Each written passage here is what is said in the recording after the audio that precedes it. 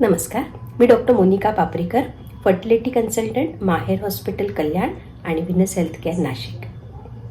Pregnancy राहणं किंवा गर्भधारणा राहणं ही प्रत्येक कपलच्या आयुष्यातली एक महत्त्वाची गोष्ट असते. यामध्ये जर नवीन लग्न झालेलं असेल, फर्स्ट टाईम प्रेग्नन्सी असेल, तर या कपलच्या मनामध्ये खूप सारे प्रश्न असतात. त्यांना नक्की माहीत नसतं की काय करायचं आहे, काय होणार आहे, कसं होणार आहे. आता इतक्या वर्षाच्या अनुभवानंतर आम्ही बघितलं आहे की हे जे प्रश्न असतात ते त्यांच्या मनात सतत रेंगाळत असतात. सो या व्हिडिओजद्वारे आपण प्रयत्न करणार आहोत की जे प्रश्न आहेत ते सोप्या शब्दामध्ये त्यांना समजून सांगणं किंवा त्यांना त्यांच्या शंकांचं निरसन करून घेणं. तुम्हालाही जर काही प्रश्न असतील, काही तुमच्या मनात डाऊट्स असतील प्रेग्नन्सीविषयी, प्रेग्नन्सी राहण्याविषयी, न राहण्याविषयी, तर तुम्ही या व्हिडिओच्या नंतर कमेंट्समध्ये ते प्रश्न विचारू शकता किंवा डायरेक्ट व्हॉट्सॲप थ्रू आम्हाला प्रश्न विचारू शकता. मग आपण त्यानुसार तुमच्या शंकांचं निरसन करू. आजचा आपला जो व्हिडिओ आहे तो आपण ह्यासाठी करतोय की प्रेग्नन्सी राहणं म्हणजे नक्की काय असतं. आता पिरियड्स मिस झाले म्हणजे प्रेग्नन्सी राहिली असा एक पहिला समज असतो. पिरियड्स मिस होणं म्हणजे आता जर ती स्त्री प्रेग्नन्सीसाठी ट्राय करत असेल, तिची सायकल रेग्युलर असेल, म्हणजे 28 ते 30 दिवसात जर तिची दर महिन्याला सायकल येत असेल आणि ती पुढे गेली तारीख, तर प्रेग्नन्सी राहण्याचे चान्सेस असतात. आता ह्यामध्ये पहिली गोष्ट, एक 4 ते 5 दिवस पुढे वाट बघायची. एक आठवडाभरही वाट बघू शकता. जर आठवडाभर पिरियड्स आले नाहीत तर घरच्या घरी प्रेग्नन्सी टेस्ट करून बघायची. युरिन प्रेग्नन्सी टेस्टची किट मिळते. आता पाळी पुढे जाणं म्हणजे काय असतं, दर महिन्याला जी पाळी येते त्या पाळीमध्ये जी सायकल असते त्याच्यामध्ये गर्भाशयाच्या आतल्या बाजूला एक गादी तयार होत असते. प्रेग्नन्सी राहिली तर ती प्रेग्नन्सी तिथे चिकटण्यासाठी.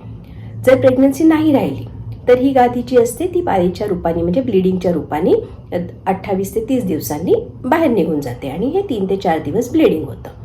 आता जर प्रेग्नन्सी राहिली तर ती प्रेग्नन्सी तिथे चिकटण्यासाठी ती गादी तशीच राहते आणि त्यामुळे ब्लिडिंग होत नाही, त्यामुळे पिरियड्स येत नाहीत. मग आता हे जर पिरियड्स आले नाहीत, पहिले 6 ते 7-8 दिवस वाट बघू शकतात. त्याच्यानंतर मग कन्फर्म करण्यासाठी की नक्की प्रेग्नन्सी आहे की नाही, युरिन प्रेग्नन्सी टेस्ट करू शकतो. तर युरिन प्रेग्नन्सी टेस्टमध्ये एक लाईन असते, 2 लाईन्स आल्या तर प्रेग्नन्सी पॉझिटिव्ह. तर हे नक्की काय असतं, तर जेव्हा प्रेग्नन्सी तेव्हा शरीरामध्ये एक हॉर्मोन असतो, HCG हॉर्मोन. या हॉर्मोनच्या लेवल्स असतात त्या वाढायला लागतात. हा हॉर्मोन युरिनमधून मग बाहेर येतो आणि हे तपासण्यासाठी ही युरिन प्रेग्नन्सी टेस्ट असते. जर हा हॉर्मोन शरीरामध्ये वाढायला लागलेला असेल तर ती टेस्ट पॉझिटिव्ह येते, म्हणजे तिथे 2 लाईन्स आपल्याला दिसतात. ठीक आहे. सो सर्वात पहिली हे म्हणजे काय, तर पिरियड्स पुढे जाणं. पिरियड्स पुढे गेले त्याच्यानंतर घरच्या घरी तुम्ही प्रेग्नन्सी टेस्ट करून बघू शकता. ह्याच्यामध्ये जर 2 लाईन्स दिसल्या तर प्रेग्नन्सी पॉझिटिव्ह आहे, ह्याचं कन्फर्मेशन वाढतं. आता ह्याच्या पुढे काय करायचं, मग तर प्रेग्नन्सी टेस्ट पॉझिटिव्ह आली की मग त्याच्या पुढचे तपास म्हणजे सोनोग्राफी करणं, रक्ताचे तपास करणं हे आवश्यक असतं. तर ह्याच्यासाठी मग तुमच्या गायनेकोलॉजिस्टला जाऊन तुम्ही भेटणं आवश्यक आहे.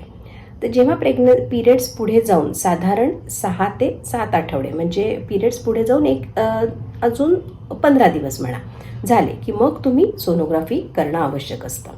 मग डॉक्टर तुम्हाला तसा सल्ला देतील.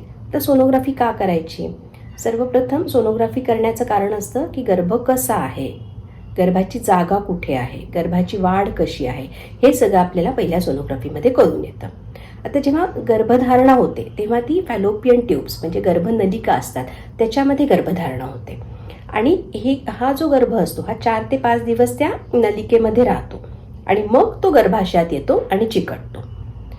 आता जर हा गर्भाशयात आला नाही काही कारणांमुळे, जर ट्यूबमध्येच राहिला, तुम्ही एक्टोपिक प्रेग्नन्सी किंवा ट्यूबल प्रेग्नन्सी ऐकलं असेल तर असंही काही स्त्रियांमध्ये होतं की तो गर्भ खाली येत नाही, मग तो ट्यूबमध्येच राहतो, मग त्याचे पुढचे दुष्परिणाम दिसून येतात. सो असं झालंय म्हणजे नक्की गर्भ कुठे आहे ही जागा कळण्यासाठी पहिली सोनोग्राफी आवश्यक असते.